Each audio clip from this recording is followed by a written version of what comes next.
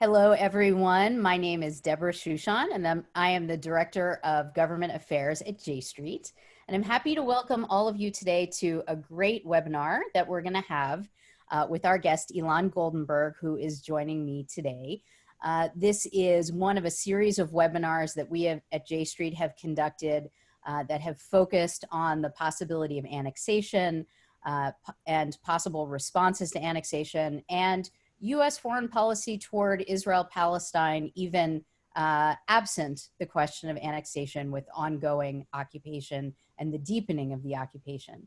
So just to say a word about where we are in terms of annexation, here we are, it's early August. The good news is that annexation did not happen on or immediately after July 1st, but we know that it still remains a possibility. Just yesterday, Prime Minister Netanyahu said to a meeting of the Likud party that annexation is on the back burner and that he is waiting for a green light to come from Washington. So we know that it is still a possibility, and particularly in these months before the US presidential election in November, that Prime Minister Netanyahu may sense a window in which annexation could take place before the US presidential elections. I'm sure you all know that we here at J Street have been working very hard to try to do all we can in the United States to ensure that annexation doesn't occur and to prompt American lawmakers to make it very clear to Israeli politicians and the Israeli public that annexation is not acceptable to American politicians and to Americans more broadly. Now, our guest, Ilan Goldenberg, has been thinking quite a lot about these issues, and he's been doing a lot of writing about them as well, including an article that came out in the beginning of July.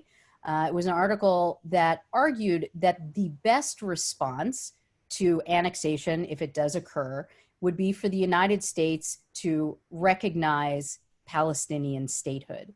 So we want to talk with him about that today, but also talk more broadly about options for responding to annexation, about what foreign policy toward Israel-Palestine might look like under a new Democratic administration. And we're really happy to have him here with us today to talk about all of that. So let me just say a few words about Ilan before we get started. He is a senior fellow and director of the Middle East Security Program at the Center for a New American Security, or CNAS. He is a foreign policy and defense expert with extensive government experience that covers Iran's nuclear program, the Israeli-Palestinian conflict, and the broader Middle East. As for his experience in government, he's had experience both in the executive and on the legislative side. Within the Obama administration, he served as chief of staff to the special envoy for Israeli-Palestinian negotiations at the State Department. That means he had a key leadership role with the small team that supported Secretary Kerry in his initiative to conduct permanent status peace negotiations between Israelis and Palestinians. Earlier in the Obama administration, he served as special advisor on the Middle East and then as Iran team chief in the office of the Undersecretary of Defense for Policy. So there he worked on Iranian nuclear, military, and political issues, and he remains very engaged on the Iran issue today. Within Congress, he served as senior professional staff member on the Senate Foreign Relations Committee covering Middle East issues for Chairman Kerry and Menendez. He also serves now as an adjunct professor at Georgetown Security Studies program. I'll also note that he has volunteered for a couple of presidential campaigns. He was formerly on Elizabeth Warren's foreign policy team and is now volunteering as an advisor to the Biden campaign. So before we get started, and we're going to welcome some remarks from Ilan at the outset of our program, let me just let all of you know, if you haven't joined us before, that your questions are welcome and that I will attempt to get to as many of them as I possibly can. If you would like to submit a question, just go to the Q&A box at the bottom of your Zoom screen, click on that, and submit a short question for us. So with that, Ilan, over to you, and love to hear your remarks. Well, thank you, Debra, and great to join all of you. Actually, let me just start by saying one thing about any campaign affiliation. Like, that is purely an advisory, like, volunteer role, and I'm not speaking on behalf of any campaign. I'm speaking on behalf of myself, in any of the opinions that I'm expressing. So maybe let's start with the article that I wrote and what is the proper response to annexation. And so what I basically said was, if Israel goes ahead with annexation, as Debra described, the best option is American recognition of a Palestinian state. Importantly, American recognition of a Palestinian state on the 1967 lines with mutually agreed upon swaps to be determined later. So we're not necessarily, the US wouldn't be recognizing any final borders. That's got to be negotiated between the parties. But the basis is 1967. And that's actually a really important first caveat, because the entire Trump plan talks about a quote unquote Palestinian state, but then it's not actually a state. It's not viable because the map that they put down isn't viable in any kind of way. So if you just say a Palestinian state and you don't specify what you mean, people can say, well, that's just the Trump plan, which is not what we're talking about. We're talking about a viable state based on the 67 lines, with, yes, changes for things that have happened since then, along with settlements and with swaps. That's kind of traditionally what people have thought of in terms of any agreement. Now, there's two central reasons why I made this argument. The first is that the biggest danger in the aftermath of Israeli unilateral annexation is the final end of the two-state solution, the collapse of any hope, especially amongst Palestinians, for any kind of real option. And there's an intense debate going on inside Palestinian society about whether or not two states is still the way to go, or whether it's shifting. Look, some of those conversations are happening here in the American Jewish community as well. And so I think that making clear in the aftermath of annexation, the two-staters take a huge hit, and American recognition of Palestine would be a huge benefit to that side of the argument inside Palestine, and would also give them a boost at a moment where the Palestinian Authority is considering, in response to Israeli annexation, essentially collapsing itself and backing away from any cooperation with Israel and giving back a lot of the administrative responsibilities for the West Bank to Israel. Now, I understand why they're doing that. It's frustration, it's leverage. And the point is, if Israel is just going to keep annexing territory, might as well take all the responsibility back, including how you're going to govern these millions of people, instead of having us be the agents of the occupation, is the Palestinian thinking. But I think it's a very negative development, and most people, including Palestinian leaders, acknowledge it's a negative development. And so this is a way, at least, to give them a lot more political space by giving them something that they want, and something that'll be hugely popular, so that they don't have to take some of those other extreme steps, while also making a very strong statement, we support two states, and we're going to go further in supporting two states. And that gets to sort of the other main point. And by the way, my dog is going a little crazy right now, so I don't know if you guys are getting that flavor, but this is part of my life these days. So Totally understand. Yes, he has strong feelings also about the Israeli-Palestinian conflict, or UPS trucks. But yeah, the other major reason is it also sends a message to Israelis, and that message is, if you're going to go down this pathway of radical unilateralism, then we, the United States, and we're walking away from the idea that the 67 lines that the final borders need to be decided. Annexation is basically saying, we're no longer going to wait for a negotiated agreement to decide the borders. We're going to do it ourselves. That's what Israel is saying. And the other part of that deal was always, in the discussions, was a Palestinian state must be born out of agreement, not out of unilateral action. Well, if Israel is going to take these very radical unilateral actions, maybe it makes sense to support Palestinians in taking similar unilateral actions that offset it. So this step, and supporting this step, makes a lot of sense in that context, and sending that message to Israelis. It's the proper, proportionate American thing to do. A couple of other thoughts on this. One is I had brought multiple audiences with this idea. And another one is our European partners. There are scenarios where the US government decides it's too much for us to do recognition. It's going to cause too much of a headache for us politically at home. We're not ready to do it for a whole bunch of different reasons. You know, and there's reasons we haven't done it yet. But even then, the US government could always sort of fall back to a second position, which means as opposed to actively dissuading so many of our European partners from recognitions, basically looking at them and saying, if you want to go ahead and do this, do it, which would be not as effective or meaningful. But right now, it is the reason a lot of European states have not recognized Palestine has more to do with not wanting to get on the wrong side of the United States. So these are all steps that realistically, you know, a Trump administration is never going to actually implement, but that, you know, if annexation happens between now and November, or between now and January, because I'm increasingly worried it could actually be in that November to January timeframe. This is one way for the United States to send a signal, and try to send a message and reset the table and avoid a total collapse of the two-state solution. I'll say the final reason for writing the article was also the other audiences. One is an audience in Israel and Israeli decision makers, to let them know, like, you know, me, like I would argue I am kind of sit at the center of the Democratic Party. I'm neither uber moderate nor uber progressive. I'm kind of like your average Democrat. And somebody like me is out there who studied these issues, like putting something like that radical on the table in response to annexation. I think the signaling to the Israeli government is like, this is going to be a serious mainstream piece of the discussion. These are the kinds of things you might be bringing on yourself. Really think about whether you want to do annexation.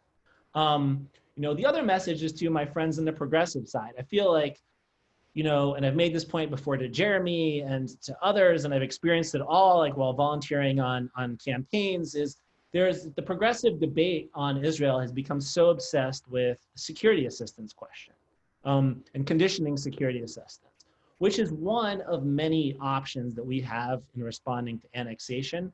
And in my view, not the best one. It's one, and we can talk more about all the other ones, but the point of the op-ed was not to say, no, don't do that. It was like, look, here's another example of the types of things that can be on the table. And the one thing I'll say is, you know, if you talk to Palestinians and they say, we say to them, you give them a choice between American recognition of a Palestinian state or the US deciding to start conditioning security assistance on Israel. And I mean, it's like a no-brainer for them. Like for them, recognition matters so much more when it elicits the kind of positive enthusiasm that, I mean, sure, like they're happy to have the US start imposing more pressure on Israel and conditioning security assistance, but that's not, it doesn't have the same emotional tie for them or sort of boosting feel. So what I was trying to also do is say, like, hey, everyone, like there are a lot of different options for how we respond to annexation.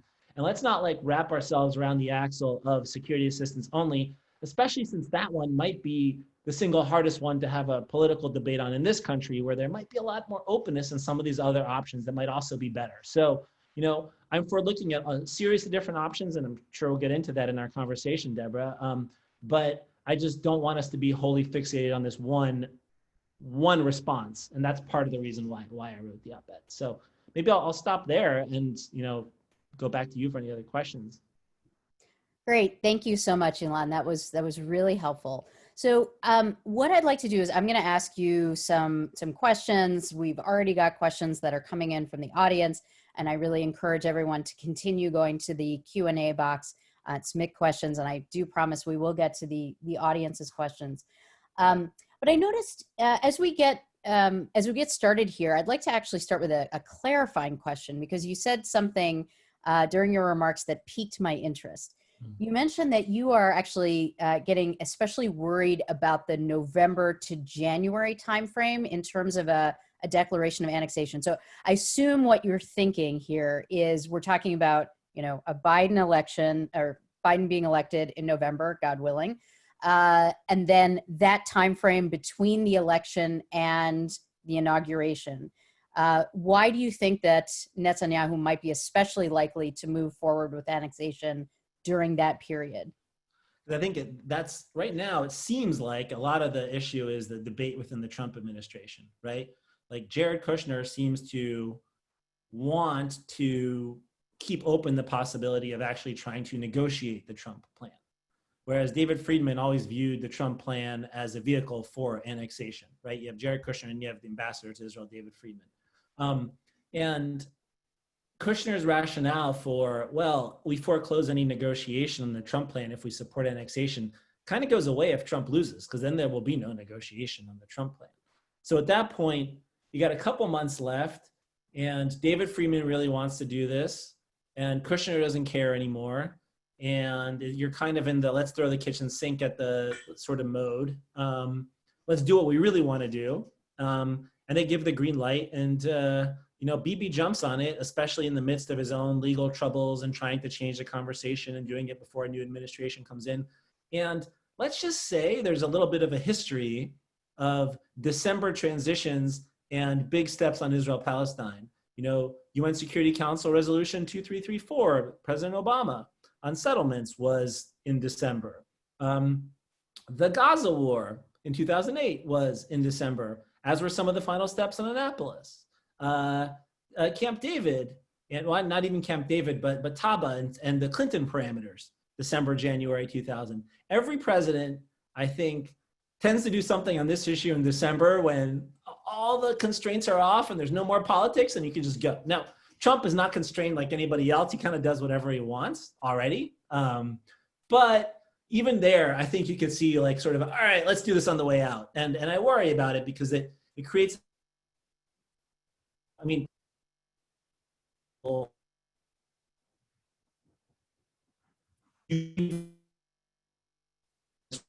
signaled support for it for all the reasons we talked about, but also because I think it would just be a really bad way to set. Can folks hear me okay? I'm getting your internet is unstable. You hear me okay? All good? You cut out for me for a second and now you seem to be back. So Great. Just, you're good. Keep. All right. So basically, I think it would be highly inadvisable for the Israelis to do this, not just because annexation is dangerous and I think just bad for the two-state solution, but because to do it right before a new administration comes in, when the incoming president has clearly said he opposes this, would be a real thumb in the face, like thumb in the nose of, or eye, I guess thumb in the eye is the word I'm looking for, of a new administration. So I would hope that they wouldn't do this, but this is why I worry about that time frame. Got it. Okay. So let's talk specifically about this proposal, your proposal for U.S. recognition of a Palestinian state in the event of annexation. We have some questions that are coming in from our audience on that, and I've got some questions for you as well, but I'm actually going to start bringing in some questions from the audience. We have Phyllis Snyder, who asks, if we were to recognize a Palestinian state, is there real leadership to accept that recognition? We also have, and I'm going to pair that with another question from Stuart Gershon, which I'm going to flip around a little bit, use my prerogative here. He's interested in the latest views of Palestinian public opinion on two states. And that makes me want to ask you to kind of probe a little bit further on your claim that if you talk to Palestinians, they are more interested in or welcoming of a recognition of statehood than some sort of action on security assistance. So if you could talk a little bit about what you're basing that claim on. Sure. So let's see. I'll start from the end because I think there's a number of different questions in there. So you might need you to remind me of one of them. But this is, at least, maybe it's just anecdotal, but it's personal experience, is that whenever you talk to any Palestinian about statehood and American recognition of statehood, there's kind of a face lights up, of yes, whereas when you talk about conditioning security assistance, the response you get is more like, sure, that'd be nice, right? And it goes to something more core on the conflict, which is I have found the most effective way to, whether you're communicating about this issue, whether you're talking to Israelis or Palestinians, or you're talking to American Jews about this issue, the more you can build one side up instead of knocking the other side down, the better off you are. And because that's what matters to them more, right? And at the end of the day, providing, statehood is something that builds Palestinians up, whereas conditioning security assistance is something that sort of knocks Israelis down. So you're going to trigger a much stronger reaction from the Israelis. Look, the Israeli government wouldn't like either of these things, right? But you're going to trigger a stronger reaction on security assistance. You're going to trigger a stronger reaction in Congress on security assistance for sure, and a more intense debate. And you're not going to trigger a very positive response from Palestinians. Yeah, they'll appreciate it. But on statehood, you'll have a much more intense positive response from Palestinians, and it'll trigger less of a negative response. Oh, and by the way, Congress doesn't have to do anything. It's all totally in the president's prerogative, which matters too, in terms of our own domestic politics. Now, would there be a party on the other side to accept statehood? So look, in the event that annexation does not happen, I would rather withhold statehood and use it as part of a process. I'd like to see there's things Palestinians need to do to get their own political house in order. And it starts with unity between Gaza and the West Bank and some kind of a political agreement that would have to bring Hamas in some way into the PLO in exchange for Hamas sort of giving up, control of Gaza or elements of control of Gaza to the PA or to Fatah. Now, and everything that's been challenging in Palestinian politics, the fact that there's no parliament that's been functioning and hasn't been able to function in 15 years, the fact that there's no elections, all goes back to this division and this freeze. And they ultimately have to figure that out. But we, the US and the international community, have spent years pursuing policies that basically stand in the way and put all these conditions on what Hamas has to accept before they can ever be part of the government. And I think we really need to relook those conditions. I do think it's important for Hamas, for any Palestinian government and for any party in the Palestinian government to not support violence against Israel. And so Hamas needs to give up violence, or it needs to do some kind of a deal with Israel. But do we really need Hamas to abide by the Oslo Accords before we'll talk to them? Because I'll tell you, there's a lot of Israeli political parties who are entirely opposed to the Oslo Accords. So this is the type of thing we need to be, and do we need to stand in the way of anything like that? So the bottom line is I would love to see a process where we actually support Palestinian reunification, ending with elections and democracy, and push them more on and if we see things going in that direction, that becomes a vehicle for recognition. But in the emergency situation of annexation, where the patient is on life support and about to collapse, and this is a sort of an infusion, like a shot to the heart that improves the situation, I support doing it. There was one more question in that combination that I might not have gotten to, or did I sort of cover everything? The second question was about Palestinian leadership and whether there's any Palestinian leadership to basically receive this recognition.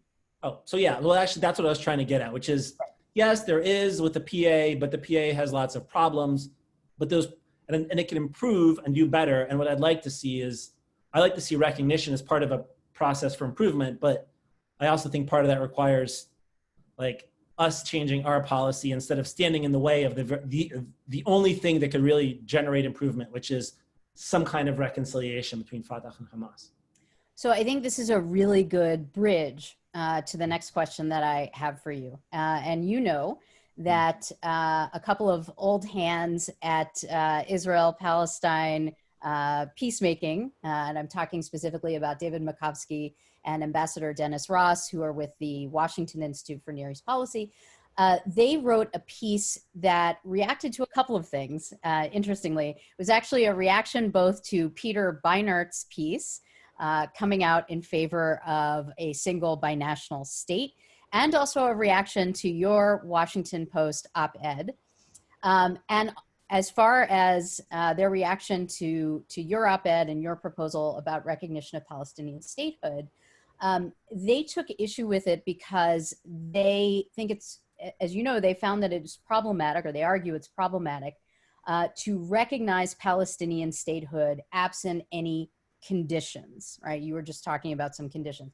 And in their piece, they actually, for our viewers at home, just to give you a flavor, they named a whole raft of potential conditions that one might put before recognizing Palestinian statehood. So I'll just rattle some of those off.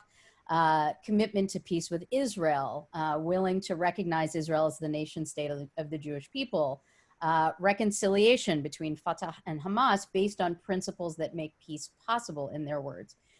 Credible institutions and rule of law, in other words, dealing with the issue of corruption, transparent finances, guarantees of free speech and media, respect for minority rights. So obviously, you know, they are raising some legitimate issues with the Palestinian Authority, but suggesting that recognition should be conditioned and not just freely given. So I know you're familiar with the piece, of course. How would you respond to Makovsky and Ross?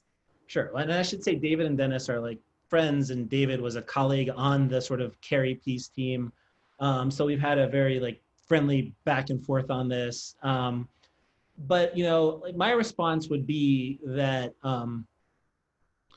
look, like I just said, I would like to see some, in a scenario where annexation doesn't happen, I think it's entirely reasonable to look at some of these conditions. Some of them I think are, as I just said, we need to be thoughtful and smart about the conditions. I think, you know, asking Hamas to become the, you know, the Israeli Labor Party, like, is probably like not like, and insisting that Palestinian politics remain divided until they do is like not realistic. So I think it's very important for us to have some clear, realistic measures, but we need those measures.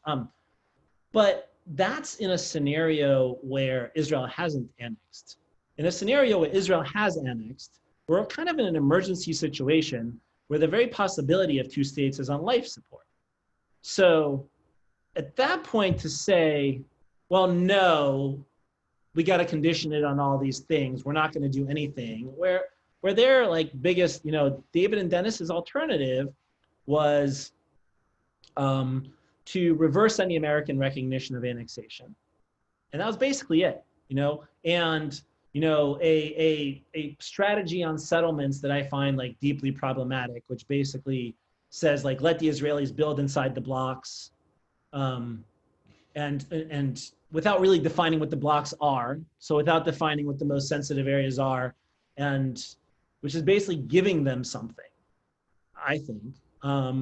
So their response is like, let's give them a break on settlements and reverse this bad thing symbolically, but not do anything else. And I just don't think that's enough, either for the US to re-engage seriously in this process after like the disaster of the Trump administration, or to even keep the possibility of two states alive. I think it just requires broader, bigger, bolder, more radical action. So I'm sympathetic to their argument in the world where annexation doesn't happen, but much less so in the world where it does. Great, thank you so much for that. So as you know, I mean, the status quo, even without annexation, is deeply problematic. And I think that does raise questions about, you know, you stated that you would do things differently in a world pre and post annexation, and that your proposal regarding recognition of Palestinian statehood, you know, you wouldn't push for the same thing absent annexation. So let's say we get to a Biden administration and annexation doesn't happen either before the election or before the inauguration. What would you recommend as some of the key things that the United States should be doing in order to reverse the current completely unacceptable situation of deepening occupation? Oh, I could go on all day on this. But let's, because we've been actually at CNAS, we've been working on a task force and a report that will eventually come out and see the light of day, which will have a long list of such ideas. But let me give you a few. First of all, let me start with like a very basic principle about how we change US policy. You know, we need to reverse what Trump has done, but we can't pretend that, you know, everything before Trump was hunky-dory and this was going great. We just need to return to the old policies, because the old policies have not worked for a long time either. And so we do need to support two states, but the support of some future negotiated two-state deal at a moment where everybody knows that bringing the parties back to the table isn't going to work can't be the excuse to not do things and pursue policies that today make a difference in terms of providing freedom, security, prosperity for everyone between the Jordan River and the Mediterranean. And so I would like to see a set of policies that continue to support two states and continue to push in that direction, but that also just improves people's lives today. And so that's like the frame from which I begin. And it's a frame which still says, I still believe two states is possible. I do think it's coming increasingly under stress. I think it's okay to start talking about the possibility of alternatives, but I don't, I'm not where Peter Beinart is. I think that there is still an option, and I haven't seen that the other options are any more compelling or better. In fact, I think in many ways they're worse, at least what I've seen so far. But it's a fair debate to have. But what I would argue then in terms of some specific steps, one, I think we need to just take a series of steps to rebuild our US relationship with the Palestinians and credibility. That starts with reaffirming some basic principles about two states, a negotiated solution, freedom, security, prosperity for everyone, and reaffirming some basic key parameters on 1967 borders with mutually agreed swaps, security requirements that meet both sides' needs, two capitals in Jerusalem, really, really important, two capitals in Jerusalem, and an agreed and just solution for the refugees. Those statements and phrases that go back to Bill Clinton and John Kerry and are also sort of are a way to signal that the Trump plan is dead. We need to do what we can to kill the Trump plan and make absolutely clear. The international community doesn't accept it, but a lot of Israelis see it as the new starting point, and we need to make clear we'll walk away from that. Beyond that, I think there's a series of steps to take to reopen our consulate in Jerusalem, which is the key vehicle for engaging with the Palestinians, to restart assistance through both U.S. aid and also assistance to UNRWA, which is very important for just Palestinian refugees. Reopening the PLO mission in Washington will be, I think, a little legally more complicated and require an act of Congress. I don't think we need to move the embassy back from Jerusalem to Tel Aviv, but I think what we can actually do is take the consulate and instead of reopening it where it was, reopen it in East Jerusalem and send a signal that we're going to have a symbolic facility in East Jerusalem and a symbolic facility in West Jerusalem for the two separate capitals.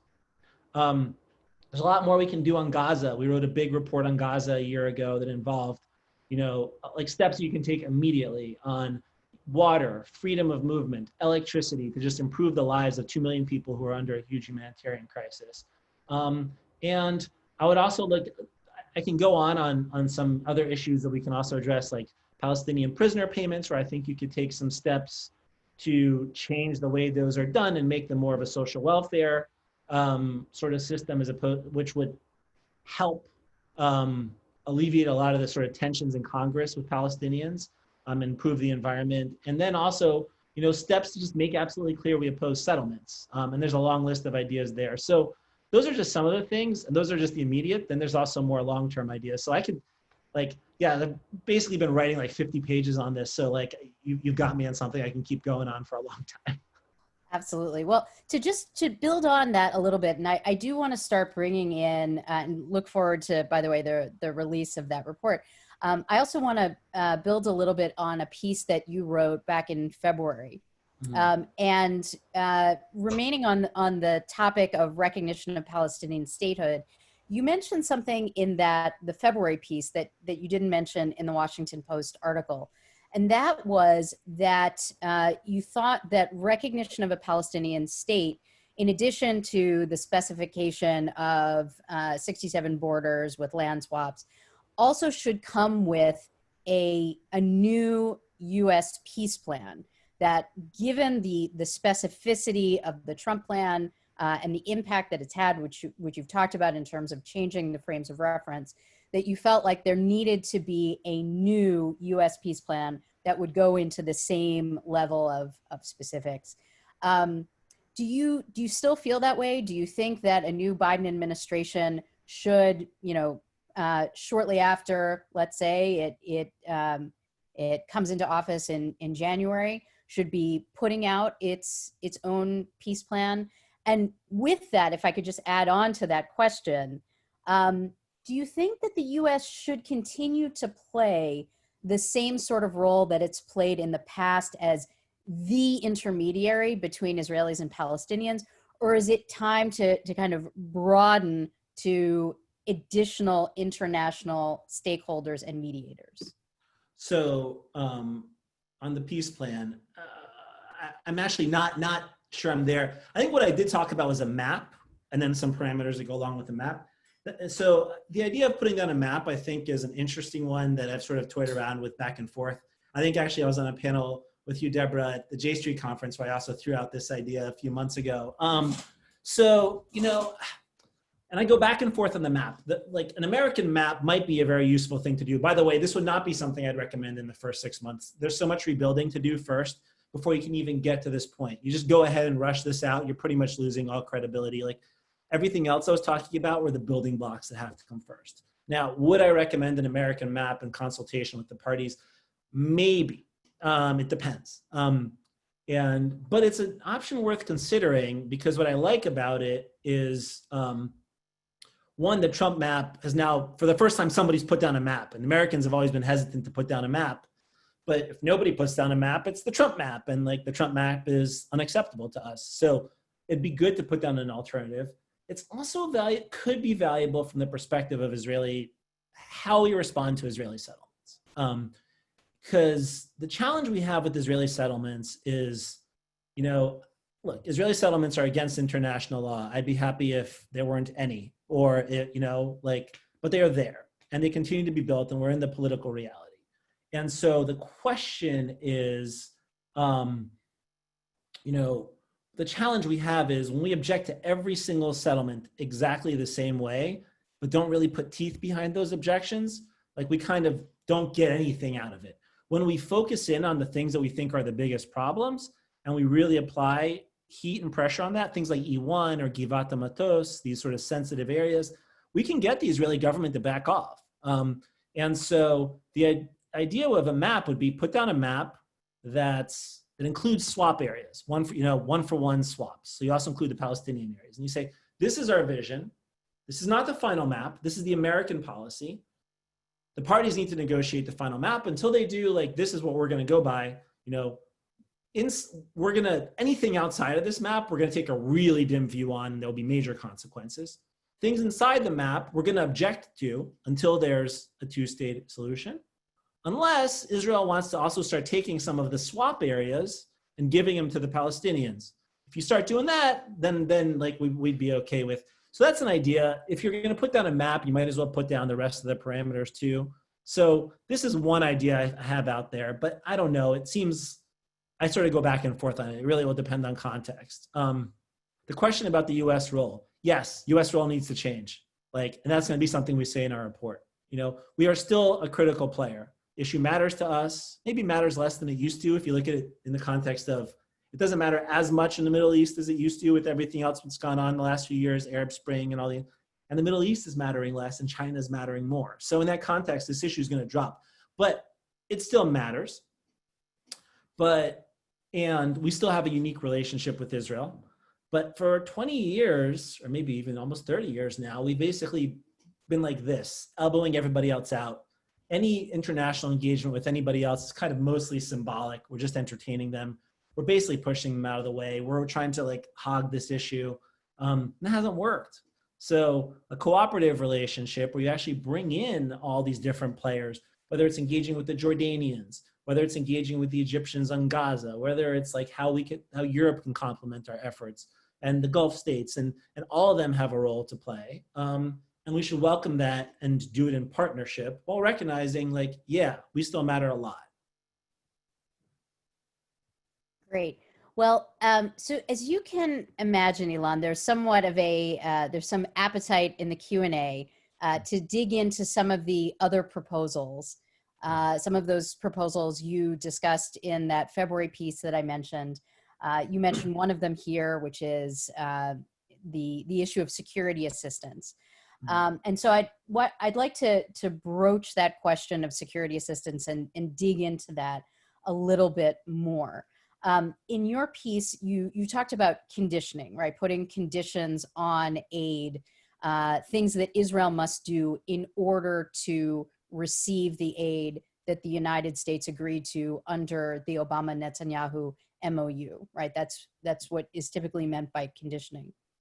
As I'm sure you know, recently we had the Van Hollen Amendment to the National Defense Authorization Act, the NDAA, that called for putting restrictions on aid, right? That called for restricting aid if Israel were to go ahead and annex the West Bank, that U.S. aid could not be used to further or to implement annexation. So that's another, and that's, by the way, as folks who regularly watch our J streams may know, that's something that J Street supports, placing restrictions on aid. We don't support conditionality.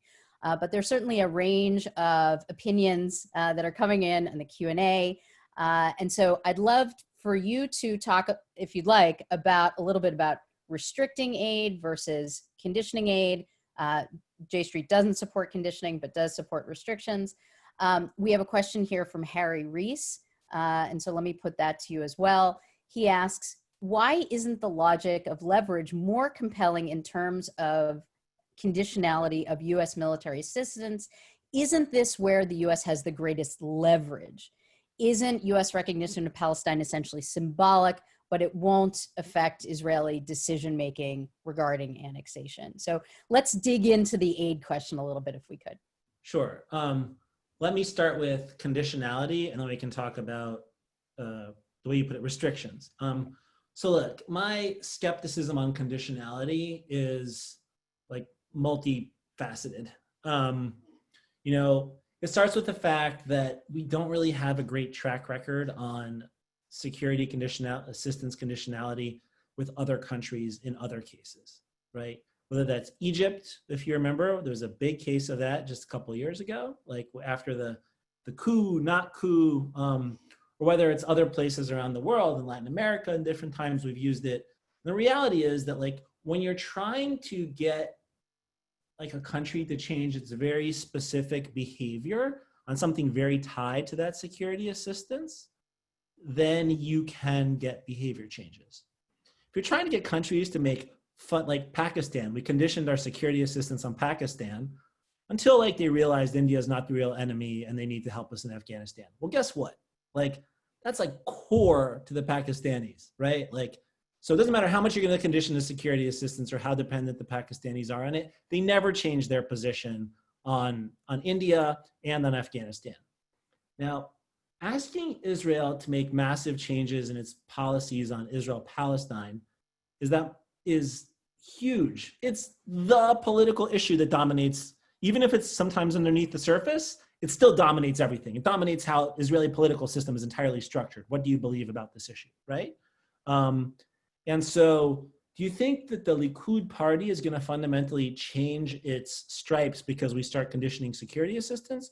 Or do you think that that's just going to push them to take a harder line? Or maybe it might work on the like edges, but it's not going to get the kind of fundamental changes you want. You know, it's also the reality of Congress and trying to do, again, like security assistance requires congressional support. So, you know, there's definitely a change, and J Street is a big part of bringing that change and changing the behavior and the discussion. And it's an incredibly refreshing change in terms of how we talk about these issues. And I welcome it, and I'm part of it, right? I'd like to think, but like, let's assess reality of where we are now. I just don't think we're anywhere near close to having the votes for that. For conditionality, let alone, or we're not close yet to having the votes yet for restrictions, let alone conditionality. And so I just see it as such a huge political lift, and I'm not sure I see the juice coming out of it. And then like we do have other interests with Israel beyond the Palestinian issue. You know, security interests, whether it's regard to Iran, Syria, Lebanon, and the Israelis are, like, I worked at DOD for a number of years. They are very effective partners, much more effective than most of our other friends. Like, there's not, I think I could probably count on one hand the number of countries who like would come to us and say, we have intelligence that, Bashar al-Assad has a nuclear facility, and we would like to go blow it up. We'd say, okay, fine. And then it just happens.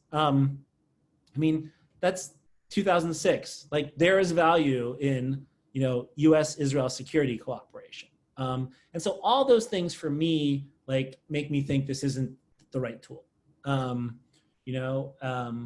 But I am open. I'm much more open on the restriction stuff if it can be done narrowly, to just make sure that our assistance isn't going towards annexation. Our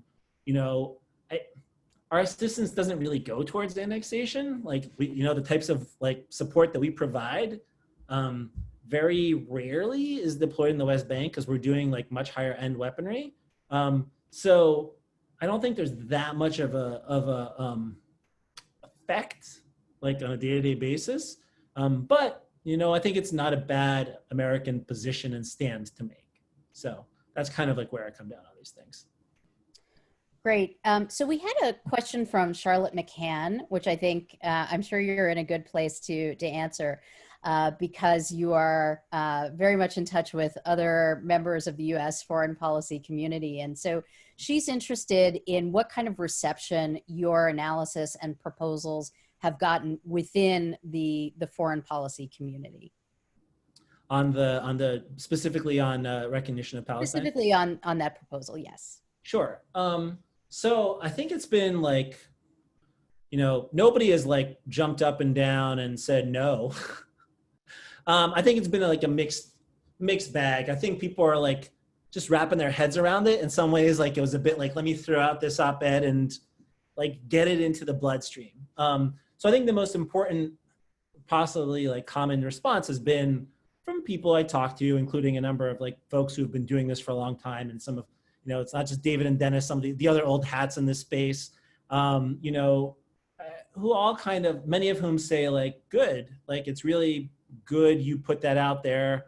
I don't know for sure if I'm there, and man, if you're ever going to actually like implement something like this, I'm thinking more about it. But like, the reality in government is like, you got to go through all the legal, like, there's levels of bureaucracy and like legal questions and analysis you'd have to do that, like, I admit have not all been done yet and would have to be done in government. And so those questions have also come up, and I'm having discussions about that. But I think the overwhelming response has been like, need to think about it more, but I'm glad it's out there. Like, it's worth having this discussion, and it's also worth signaling, like, to all the different audiences I talked about, this is something that would seriously be part of the discussion if Israel goes ahead with annexation. Great, thank you, Ilan. I have to say, I really appreciate that you don't go on for very long in answers to each of these questions, which is great because we have so many questions in the Q&A. So you're really enabling us to get to a lot of them. We have plenty more, plenty more to go. I'm actually going to group two questions together. We have a couple of members of our audience who would like to talk about public opinion on both sides, Israelis and Palestinians. So Ahmad Kashan asks, can you speak briefly about how the general Israeli public feels about the potential of annexation?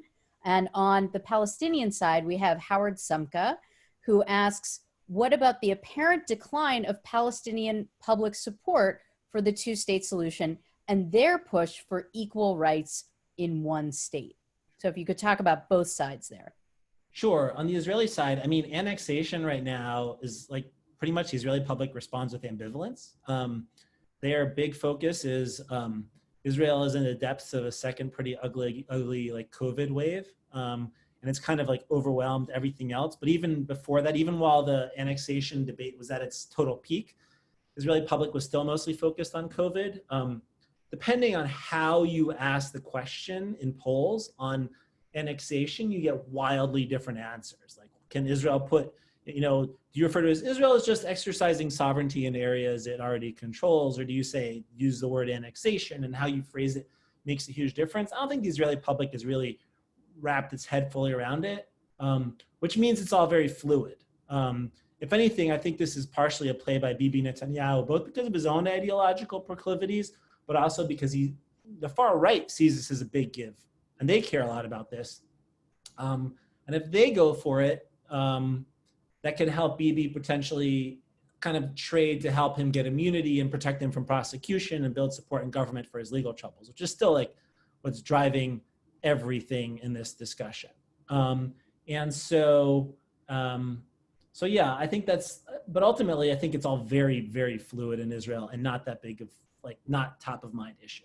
On the Palestinian side and Howard's question about loss of support for two states. So loss of support for two states is definitely going down. I mean, where support for two states inside Palestine is definitely going down. I think it's now in like the high 30s or something like that in the latest Khalil Shikaki poll, which was pretty much a record low. You know, on the other hand, it's not as though it's like 60% one state. It's, I mean, two states still polls higher than any of the other alternatives. You know, there's one state equal rights. There's some people arguing for armed resistance, which actually gets a fairly positive response. Unarmed resistance or like civil disobedience. Like, so there's a series of different options that are kind of out there. You know, what I do hear increasingly from young Palestinians is like, one state or two, I don't really care. Like, I want a job. I want a passport.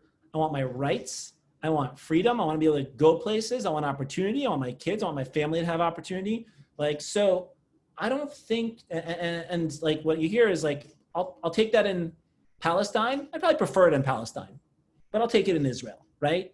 And so I think that is still the overwhelming attitude. So if somebody were to actually put a credible two-state solution that gave Palestinians all those things on the table, like I think they'd take it. And if somebody were, and I think the Palestinian public would overwhelmingly support it. And if somebody were to put a one-state solution on the table that gave Palestinians all those things, I think the Palestinian public would overwhelmingly support that. And so the difference is, I just have a hard time seeing Israeli Jews ever putting, you know, the one-state option on the table, which gives Palestinians that. And so that's why I continue to believe that the best way for the Palestinians to get that, to get their rights, is through two states. I just see it as much more realistic. But it's also losing some of its juice. And you could make an argument that's no longer the case. It's a fair debate to have. I agree. It's a fair debate to have, and I appreciate you addressing that question. So I'd like to make sure that we've got a couple of questions here from the audience about the Democratic Party, where the Democratic Party is, where a future Biden administration would be. I think you're really in a great place to talk about this because, as we mentioned at the top of the hour, you volunteered both with the Elizabeth Warren campaign, and now you're volunteering as an advisor to the Biden campaign. We know you're speaking for yourself, obviously, as you pointed out. But I'm going to ask you a few questions here. One is, if you could just talk a little bit, especially in light of the recent debate over the DNC platform, about how you see the different sides of the party, the more progressive wing, the more moderate wing, and their debates when it comes to Israel, Palestine internally within the party. And let me, if you don't mind, I'm going to throw a couple of questions related to this from the audience at you so we can kind of package them all together. We have a question from Susie Betcher, who was disappointed that the Democratic Party platform did not include the word occupation. And so she asks, isn't that an indicator that there's no chance of a Biden administration recognizing a Palestinian state prior to the conclusion of an agreement with Israel? And then we have a question from Avi Poster, who asks, aside from the DNC platform, how best can the Biden camp get their thinking in front of Netanyahu so that the Israelis understand what kind of stance and policies the Biden administration would adopt after it comes into power in January? So I guess on where the party is right now, my sense is the party is moving. The party has moved a lot in the last 10 years. Like, it used to be, that J Street was a really uncomfortable discussion for a Democrat. Ooh, J Street, should I go talk to them? Now, everybody comes and talks to J Street. Like I get more questions from friends and people who don't know the issues now when they get an invite from AIPAC. They're like, ooh, should I go talk to AIPAC? I'm a Democrat. Like it used to be the other way around. They all used to go to AIPAC and then they'd think about it and maybe go to J Street. And now it's like the other way around. And personally, I'm for engaging anybody who wants to come talk to me about these things. So I do all, but you can tell where my sympathies lie. In my view, but so I think the party is moving. It's not moving fast enough for progressives. Like it's not moving as much as you'd as progressives would like it to see move. And there's the argument to be made that the conflict on the ground is moving a lot faster, or is going to a more severe place than the party's position, which is moving but is moving slower. And so that's very frustrating for progressives, and I get that. But the reality is also like you got to remind progressives in this debate, like Joe Biden won the primary. So like the moderate wing of the party won the primary, and he's doing all kinds of things to bring in the progressives and integrate and do both. And I think those are really good. And I think he's going to have a super progressive platform across the board on a lot of issues. But the reality is the moderates won the primary, which is just a broader indication of the party hasn't moved as much as people think it has or would like it to. But it's going to continue to move on this issue. And so I think the position is going to continue to evolve, and it's moving in the direction that J Street wants it to move. Now, on the platform itself, I thought, look, I would have liked to see occupation in the platform. It's kind of silly, right? I mean, occupation is a technical legal term. IDF refers to it as an occupation. Under international law, it is an occupation. If it wasn't an occupation, Israel would actually have all kinds of legal problems on its hands. But we've gotten into this silly debate about occupation. I do think there's a lot of really good stuff in the platform that wasn't there before, so I don't think we should forget about that. Very explicitly calling out settlements and annexation, really for the first time. Opposition to BDS, but also making clear like First Amendment rights must be protected. That was not in there in 2016. And most important to me is a discussion of Palestinian rights and talking about freedom and security for everybody. Because I think for too long, the Democratic Party position has been, we love Israel for these 20 different things, and we're progressive and liberal, so we support two states. But they never use the word Palestinian. They never get into, so you don't have to, again, going back to the idea of not tearing things down, but building things up. You don't have to start suddenly criticizing Israel and all those things. But you can at least start by talking about this other side that exists and is there. And I think that the platform does that. I think the way Democrats talk about it increasingly does that. I think Joe Biden is being influenced to talk that way.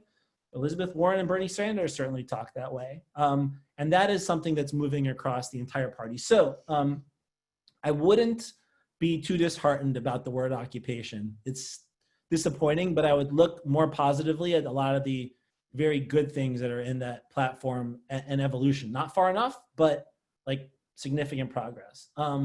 And as for the Biden administration, how Biden folks can put their ideas in front of Netanyahu, look, we have one president at a time, and Joe Biden's not president. He's running for president, Bibi Netanyahu's president. So I think the best thing for the Biden team to do is keep doing the things they're doing right now, which is just get out there and publicly express their views on these issues, things like the platform. But I think we're just going to have to, they just need to stick with that for the moment.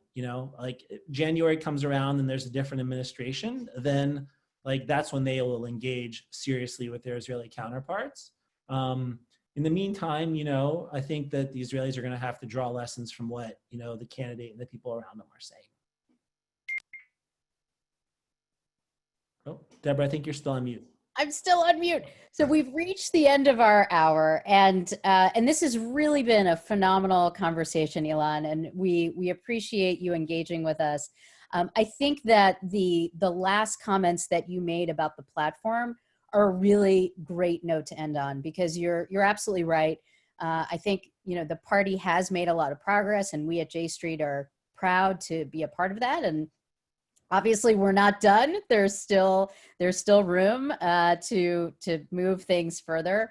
But we're really pleased to have an ally like you, someone who will come and speak with us at our conferences and have a great conversation with us in our webinar today. And we hope who may be influencing policy more directly in a future administration. So thank you so much for taking the time to be with us today, Ilan. I just want to apologize to the members of our audience who submitted questions in the Q&A that I couldn't get to. We had a ton of interest and a ton of questions, but really appreciate all of you joining us today. So have a great evening, everyone. And that concludes our webinar for today. Thanks so much. Thank you.